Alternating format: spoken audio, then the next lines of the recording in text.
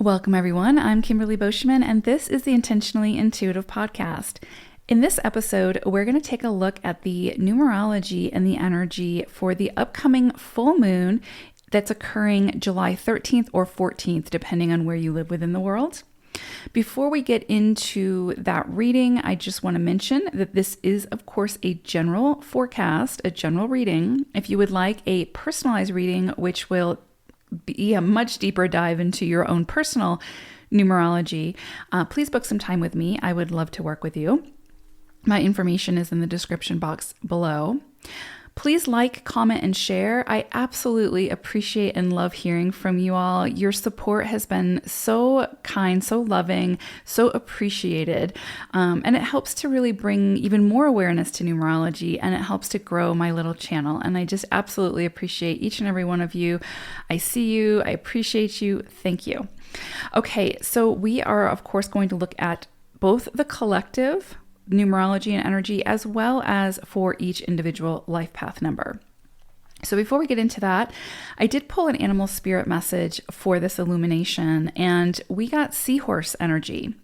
And so seahorse's message is all about composure and serenity. And I think this is this is very, very fitting for the energies that we may see during this illumination that may come up, which I'll talk about, of course.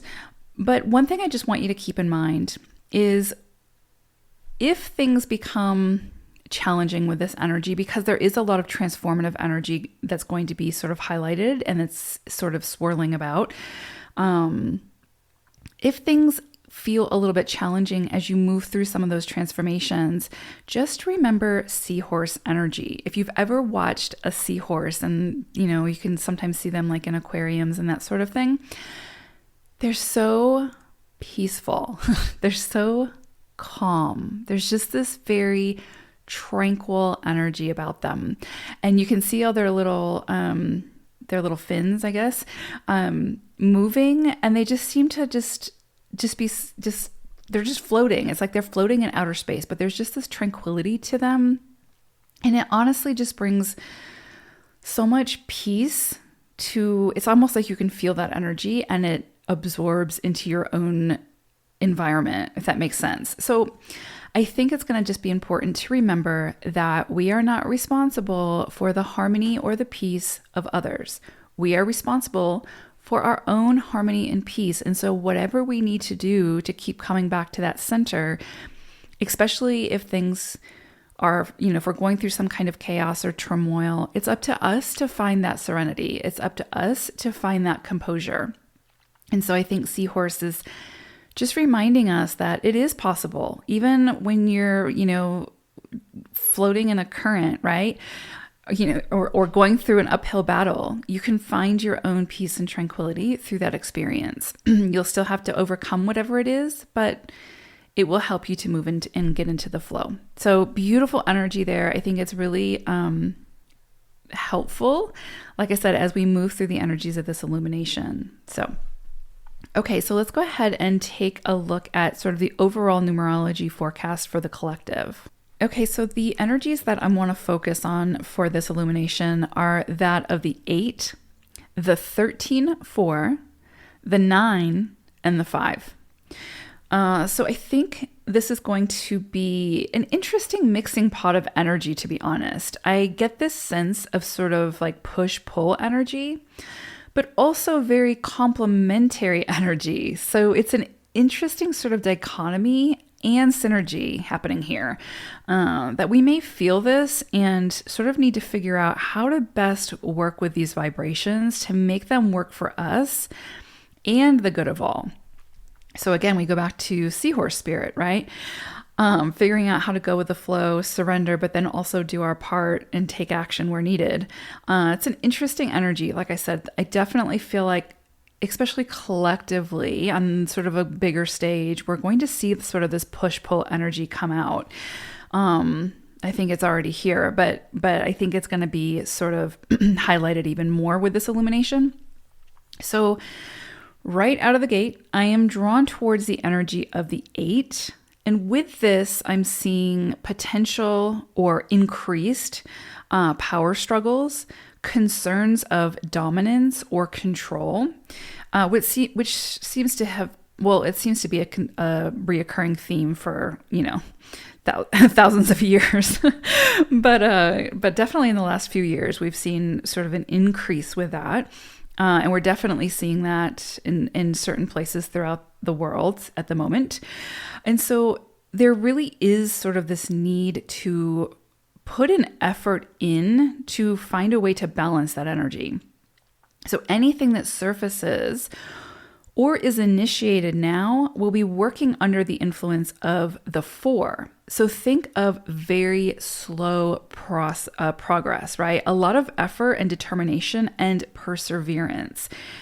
So the 4 energy will tear down to rebuild. And also this is 13-4 energy. So this is very like Plutonian energy. This is like tower energy as well. It's going to dismantle what it needs to dismantle so that we can rebuild where we need to rebuild. But that takes time. And again, perseverance. So if a shift in power or control needs to happen, it can very well happen, but only with the sort of dismantling of the old in order to put in place something much more sustainable with much more sort of far-reaching solutions. So it can sometimes feel like the 4 is working against us, but it's only asking us to be very discerning when it comes to where we invest our time, our energy, and our resources. So both the 8 and the 4 are very, very ambitious energies. The 8 sees the vast, bigger picture, and the 4 is the master of the details. So together, these energies can accomplish great things, but they have to work together without one energy being more dominant than the other. So finances could easily come into focus now, including physical resources, land, food, money, goods. Because the 4 is just as prominent here as the 8, that tells me that there needs to be some kind of restructuring in order to build something much more sustainable that works better than the previous systems. So again, I expect we may see some reorganization, some big shifts, disruptions, and dismantling in order to build something better that works for the greater good rather than the good of just a few.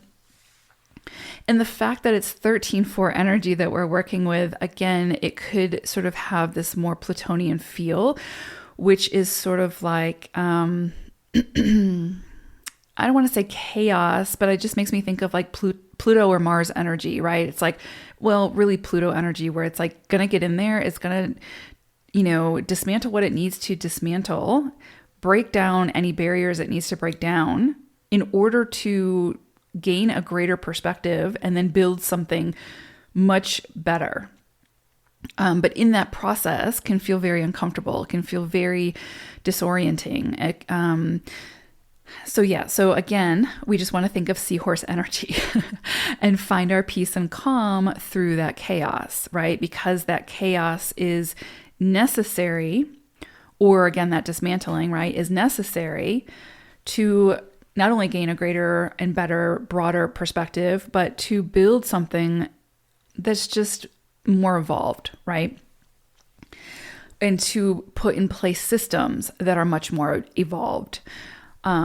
So I make reference towards the good of all because we also have very prominent 9 energy with this illumination. So where the 8 and the 4 can be more like focused energy and more sort of exclusive, so to speak, the 9 is pretty much entirely inclusive. The 9 energy is going to look for solutions to benefit the greater good, the we.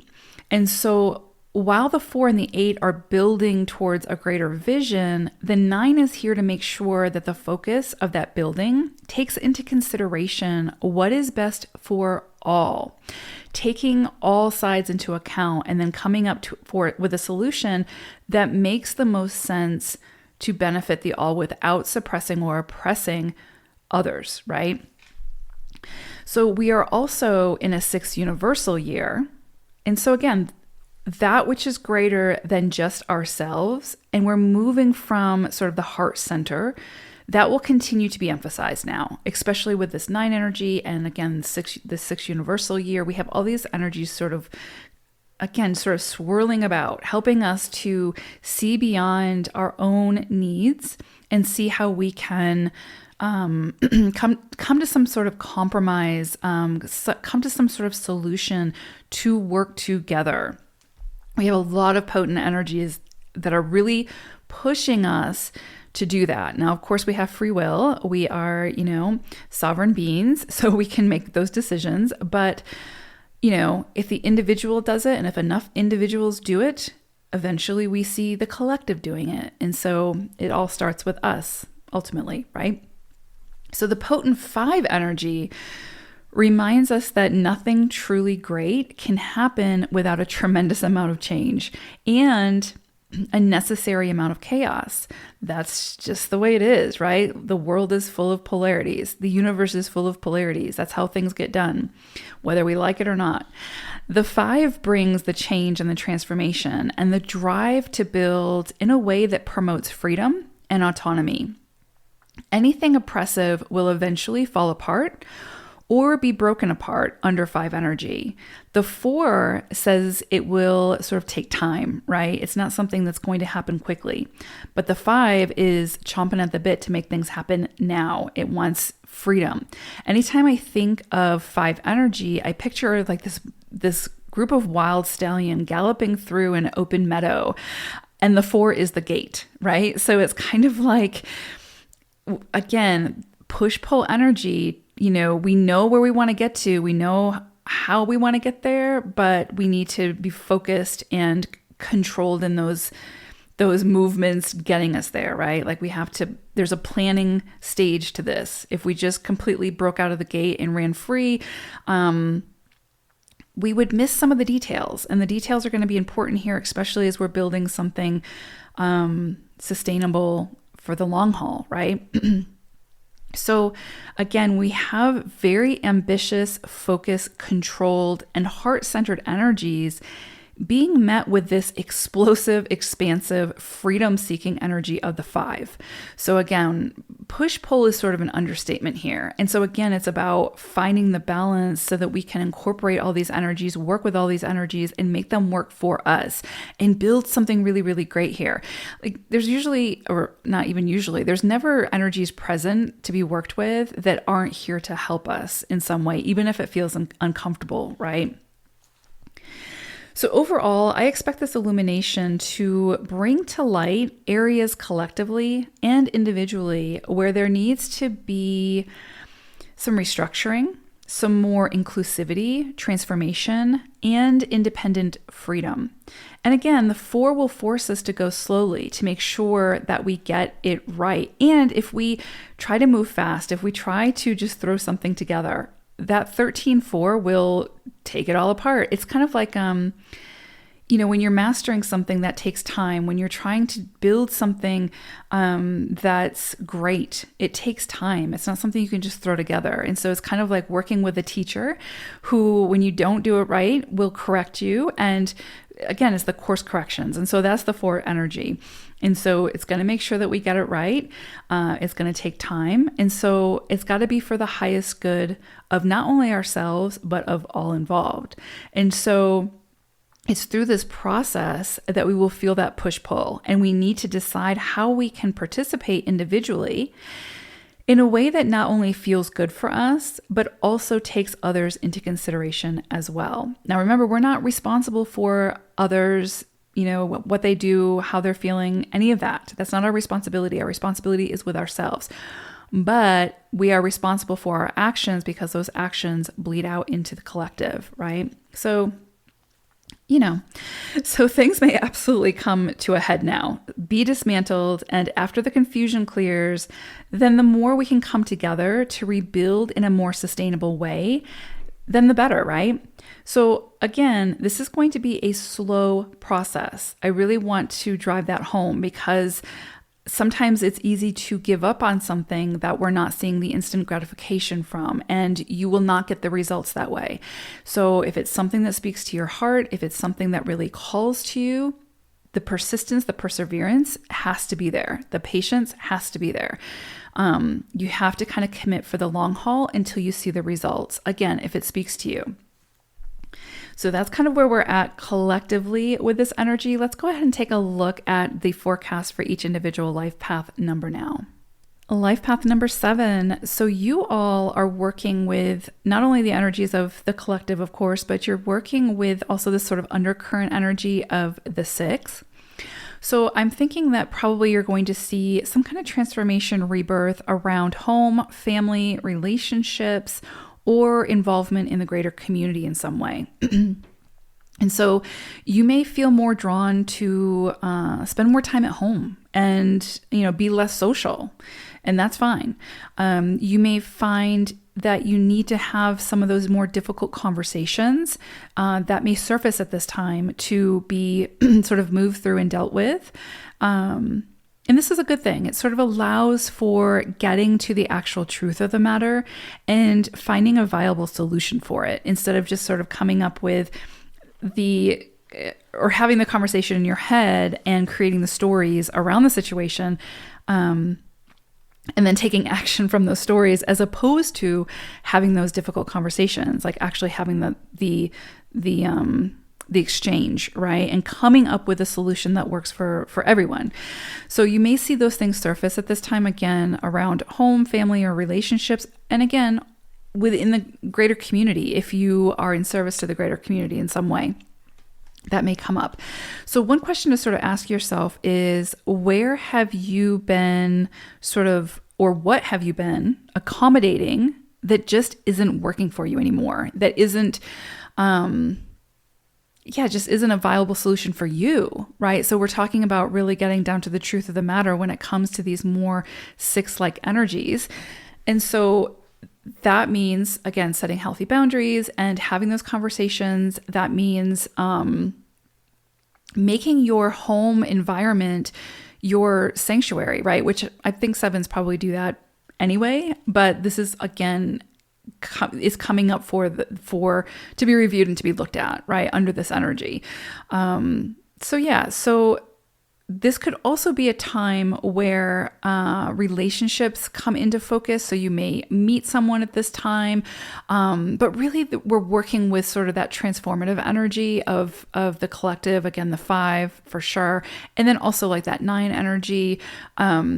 So I would say, and the 13-4. So yeah, there's a lot of transformation and change coming about. So the way that you view relationships, the way that you view your home life, the way that you view your community involvement, all of that may change now. Not all of it, but you may just gain a different perspective. And through that perspective, that may assist you in, again, shifting from where it is that you're making accommodations for, what you want, and you're accommodating other people.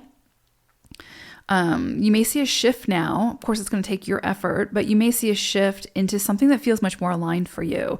So relationships that feel much more aligned, community involvement that feels much more aligned, creating the space within your sanctuary that feels much more aligned, again, within your home environment, having those conversations with family. If you feel like you've sort of been under the thumb of family or close friends that feel like family, that sort of thing, right? So again, having those conversations, setting those boundaries, and just not necessarily accommodating other people while you're sacrificing your own sort of peace and harmony, if that makes sense. So a lot coming in around that for you all at this time. And again, think of like transformation and rebirth. So these are areas where you may see some major transformations take place, but you'll also see some kind of rebirth, right? Where it's, again, moving you into something much more aligned, much more aligned. Of course, we have free will where we can make those decisions. We can say no and not work with this energy and sort of stay stuck in it. But typically that's when we see some kind of like tower moment come in where, there's some kind of intervention, some kind of like higher intervention that comes in to be like, okay, there needs to be some change here. You need to progress. And so you may see that come in if you don't take the invitation. But anyway, so yeah, a lot coming in around like, again, home, family, relationships, or community, and transformation. So again, where is it that you need to have some not an overhaul, but some kind of change when it comes to how you're showing up to these experiences, or how others are showing up to you in these experiences that just don't feel aligned. Okay. So I hope this was helpful, sevens. Thank you so much for listening. Take care, everyone. Bye for now.